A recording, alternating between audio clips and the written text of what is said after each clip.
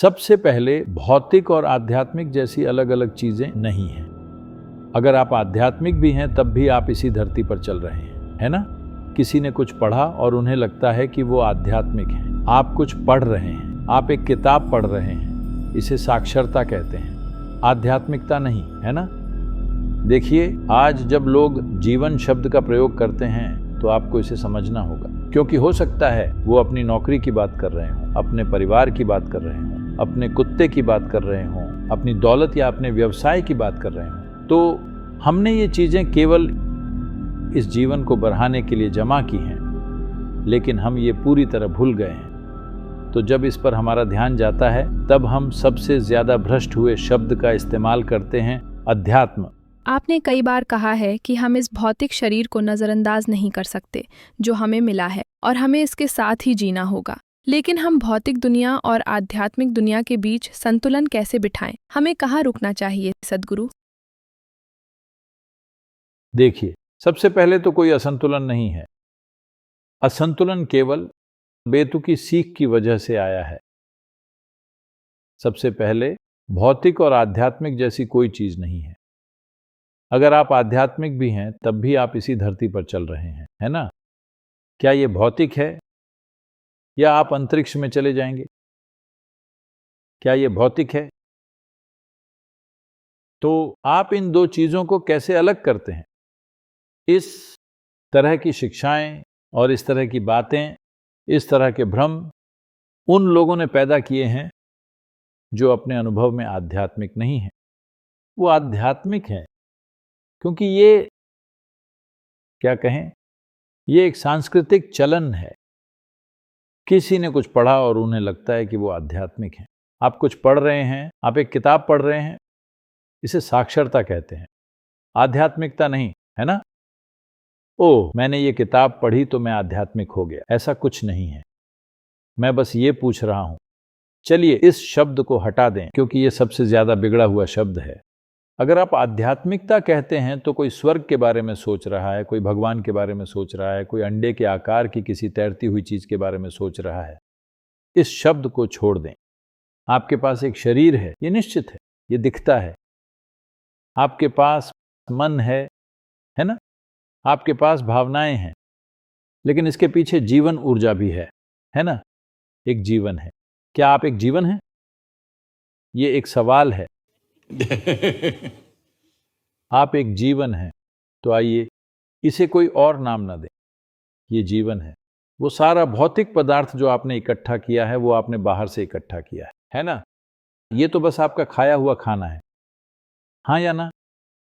जिसे आप मेरा शरीर कहते हैं वो बस आपका खाया हुआ खाना है, या ये बस धरती का एक टुकड़ा है? जो मिट्टी थी वो खाना बन गई, जो खाना था वो मांस और हड्डी बन गया। अब हम यहाँ बैठे हैं, हमने ये शरीर समय के साथ इकट्ठा किया है। आप ऐसे पैदा नहीं हुए थे, आपने इसे धीरे धीरे थोड़ा थोड़ा करके इकट्ठा किया है ना? थोड़ा थोड़ा करके। इसी तरह आपके मन में जो भी है, आपके मन में जो कुछ भी है, वो भी आपने बाहर से इकट्ठा किया है ना? तो ये खाने का ढेर है, ये संस्कारों का ढेर है।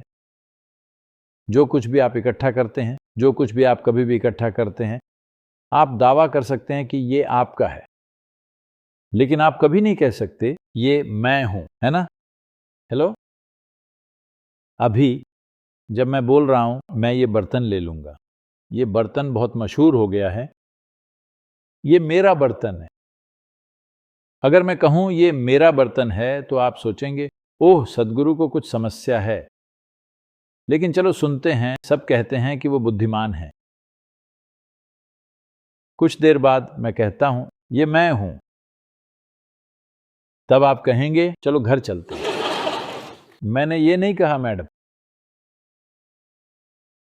मैं तो सिर्फ सुझाव दे रहा था, मैं कह नहीं रहा था।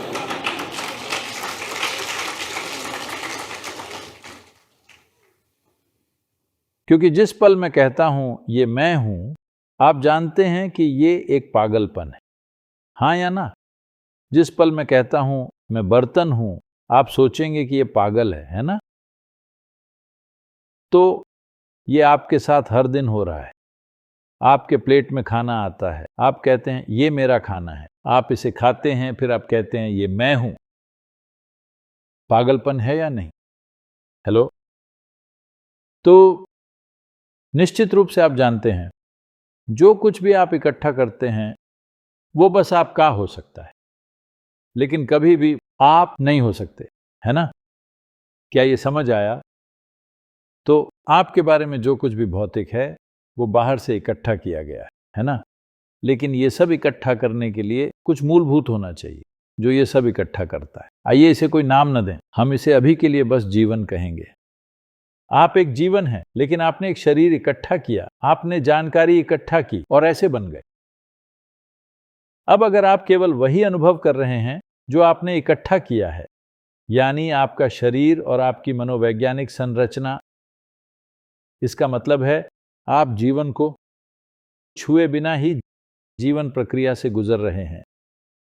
बस वो सतही पहलू जो आपने इकट्ठा किए हैं, आप केवल जीवन की साज सज्जा का अनुभव कर रहे हैं। देखिए, आज जब लोग जीवन शब्द का प्रयोग करते हैं तो आपको समझना होगा, क्योंकि हो सकता है वो अपनी नौकरी की बात कर रहे हों, अपने परिवार की बात कर रहे हों, अपने कुत्ते की बात कर रहे हों, अपनी दौलत या अपने व्यवसाय की बात कर रहे हों। जब वो कहते हैं मेरा जीवन, तो आपको समझना चाहिए कि वो किस बारे में बात कर रहे हैं। वो जीवन के बारे में बात नहीं कर रहे हैं। हाँ, वो कई चीजों के बारे में बात कर रहे हैं। साज सामान, साज सामान असली जीवन नहीं होते, है ना? ये ऐसा है जैसे सुंदरता के लिए अगर आपके पास एक स्कर्ट है तो आप उसमें झालर लगाएंगे। अब कई बार समाजों में कई लोगों के साथ ऐसा हुआ है, उन्होंने झालरें जोड़ना जारी रखा। उनका झालरों पर इतना फोकस हो गया कि वो स्कर्ट पहनना ही भूल गए। ये जीने का एक शर्मनाक तरीका है ना? मानवता के साथ अभी बस यही हो रहा है। उन्होंने इतनी सारी चीजें इकट्ठा कर ली हैं कि अब वो भूल गए हैं कि आधार क्या है। इस जीवन को बेहतर बनाने के लिए ही हमने ये सब चीजें इकट्ठा की हैं, है ना? हाँ या ना? हमने जो कुछ भी इकट्ठा किया अपनी शिक्षा सहित, आप खुद को शिक्षित कर रहे हैं, क्योंकि आप मानते हैं अगर मैं अच्छी तरह से शिक्षित हूं तो मेरा जीवन अच्छा होगा। आप शादी करेंगे क्यों? क्योंकि आप सोचते हैं अगर मैं अपने पसंदीदा व्यक्ति के साथ रहूं तो मेरा जीवन अच्छा होगा। आपके बच्चे होते हैं क्यों? क्योंकि कोई आपको समझाता है कि अगर आपके बच्चे होंगे तो जीवन बेहतर होगा। आपके पास एक कुत्ता है क्यों? क्योंकि आपको लगता है अगर आपके पास एक कुत्ता है तो शायद जीवन बेहतर होगा। जब कोई और भरोसेमंद नहीं होगा तो कुत्ता साथ होगा।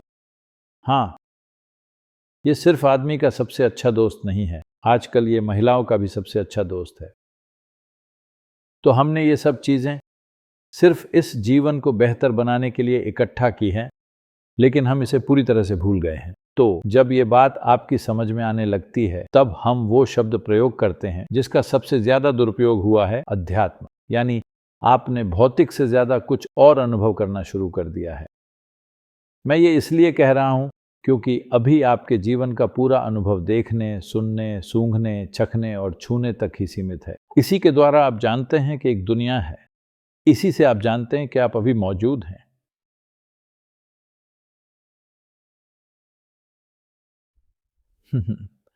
अगर आप बस थोड़ी देर के लिए झपकी लेते हैं तो सबसे पहले मैं आपके अनुभव में गायब हो जाऊंगा। हाँ या ना? थोड़ा और, मतलब सब गायब हो जाएंगे, फिर आप भी गायब हो जाते हैं, है ना? हाँ या ना? देखिए, आप जीवित हैं, दिल धड़क रहा है, दिमाग भी काम कर रहा है, सब कुछ काम कर रहा है, लेकिन आपके अनुभव में कोई आप नहीं है, कोई दुनिया नहीं है, कोई नहीं है ना? बस ये हुआ है कि पांचों इंद्रियां बंद हो गई हैं, बस। तो अभी आपके जीवन का पूरा अनुभव केवल इन 5 इंद्रियों के माध्यम से है। तो ये 5 इंद्रियां अपनी प्रकृति में केवल वही अनुभव कर सकती हैं जो भौतिक हैं। देखिए, आप केवल वही चीजें देख सकते हैं जो असल में रोशनी को रोकती हैं। उन्हें अपारदर्शी होना चाहिए, सिर्फ भौतिक नहीं। हवा भी भौतिक है, लेकिन आप इसे नहीं देखते, क्योंकि केवल अगर ये अपारदर्शी है, अगर ये प्रकाश को रोकती है, तभी आप इसे देखते हैं। मान लीजिए मेरा हाथ प्रकाश को नहीं रोकता, तो आप इसे नहीं देख सकते, है ना? क्या आपको मेरे दूसरे 2 हाथ दिखते हैं? नहीं, क्योंकि वो प्रकाश को नहीं रोकते।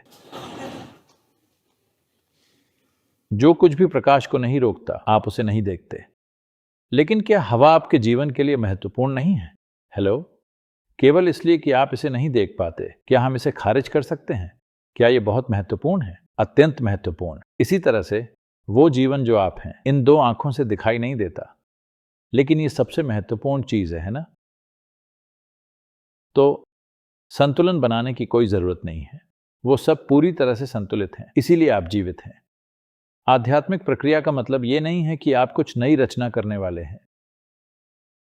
आध्यात्मिकता को हमेशा बोध कहा गया है। बोध का क्या मतलब है?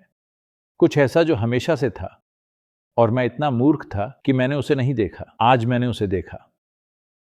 मैंने कुछ भी आविष्कार नहीं किया, मैंने कुछ भी नहीं बनाया। कुछ ऐसा जो हमेशा से था, मैंने आज देखा। हालांकि यह हर समय यहां था, मैंने इसे नहीं देखा, केवल आज मैंने देखा। यही बोध है। यह कोई उपलब्धि नहीं है, यह कोई प्राप्ति नहीं है, यह कुछ और नहीं है, यह बस बोध है। तो बोध जीवन की किसी भी गतिशीलता को नहीं बदलता, यह बस वैसा ही है जैसा यह है। लेकिन क्योंकि आपको बोध हुआ, अचानक आप सशक्त हो जाते हैं, सिर्फ इसलिए कि हमने एक समय महसूस किया कि ग्रह गोल है। इसने हमें कई तरीकों से सशक्त किया है ना?